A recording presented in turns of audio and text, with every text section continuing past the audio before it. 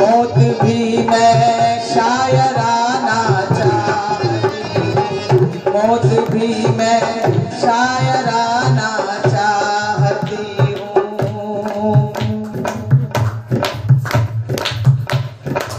हो आँखों को इंतजार है, आँखों को इंतजार है सरकार आपका, आँखों को इंतजार है सरकार आपका।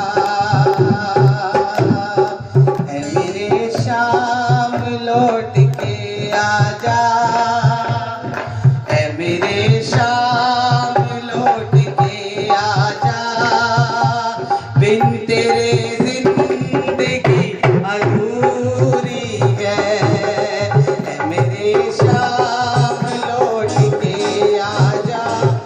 जब कन्हैया मथुरा चले गए तो माँ यशोदा यही कह गई, है मेरे शाम लौट के आजा, बिन तेरे जिंदगी अधूरी है। आके तू देख मेरी हालत को, आके तू देख मेरी हालत को, बिन तेरे हर खुशी अधूरी है।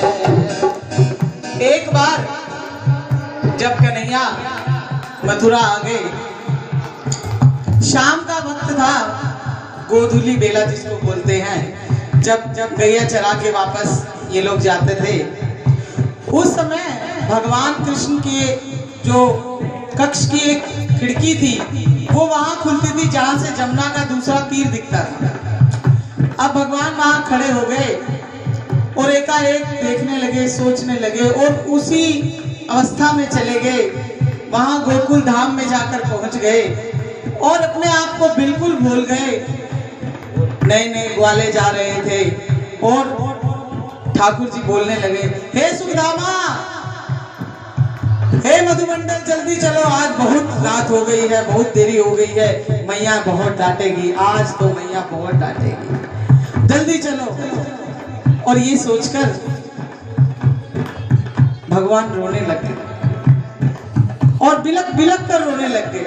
इतना रोए कि साथ के कक्ष में उद्धव जी रहते थे। उद्धव जी कौन थे? ये इनके भाई थे, इनके चाचा के बेटे थे और वो बृहस्पति गुरु के शिष्य थे।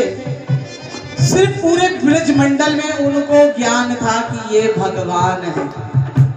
वो इनके रोने की आवाज सुनकर इनके कक्ष में आ गए और आकर कहने लगे, रे भगवान, ये किस तरह से रो रहे हो? और उनको छाती से लगा लिया और भगवान बिलक बिलक कर रोए जा रहे हैं। कहने लगे, आज मुझे गोकुल की बहुत याद आ रही है, आज मुझे माँ यशोदा की बहुत याद आ रही है। मैं आज से पहले कभी इतना विचलित नहीं हुआ, आज मुझे गोपियों की याद आ रही है, मुझे नंद बाबा की याद आ रही है।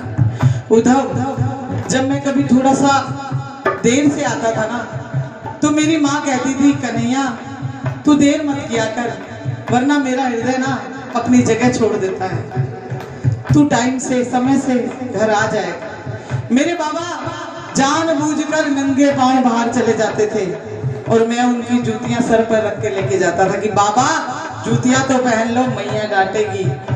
मुझे पूरा यकीन है उद्धव अब मेरे बाबा जूतियां नहीं पहनते।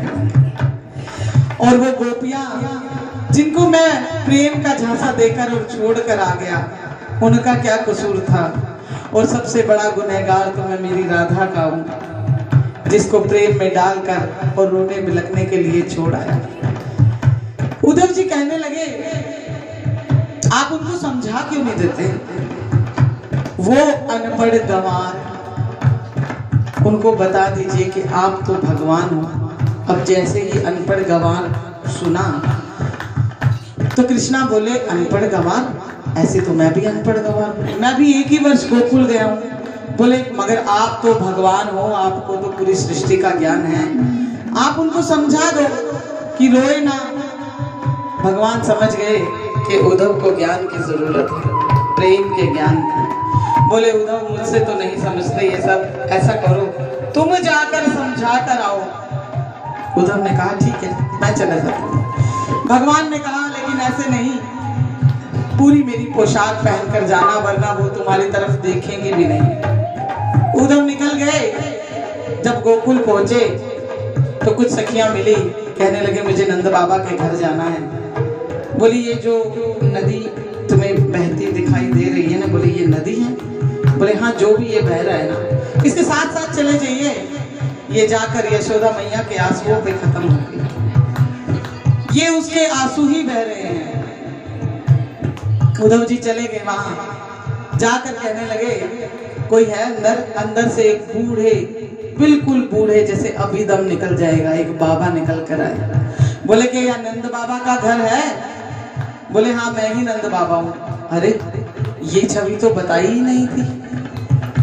बोले मुझे कन्हैया ने भेजा है, मैं माँ यशोदा से और आपसे मिलने आया हूँ। अरे यशोदा देखो कौन आया है। अब फेस भी मिलता था और पोशाक भी पहनी हुई थी। माँ यशोदा आके बोली अरे कन्हैया तू आ गया? बोले ना, ये कन्हैया नहीं है, ये उसका दोस्त है, उसका मित्र है, उसका कोई संदेशा लेकर आया है। बोले अच्छा, वो रोता था ना, तो मैं घर का हर काम छोड़कर उसको गोद में उठा लिया करती थी। कितना ही बड़ा, कितना ही विशेष काम मैं करती होती थी। जब कन्हैया जरा सा रोता था, मैं सब काम छोड़कर उसको छाती से लगा लेती थी। आज कितने दिन हो गए मुझे रोते रोते, और कन्हैया नहीं आए, और अब आया तो उसका मित्र आया मुझे समझाने के लिए। आके तू देख मेरी हालत को, आके तू देख मेरी हालत को, बिन तेरे हर खुशी अधूरी है मेरे श्याम लौट के आजा, बिन तेरे जिंदगी अधूरी है। उद्धव जी कहने लगे कि बाबा आप एक बात समझ लो कि वो भगवान है, वो श्री हरि नारायण के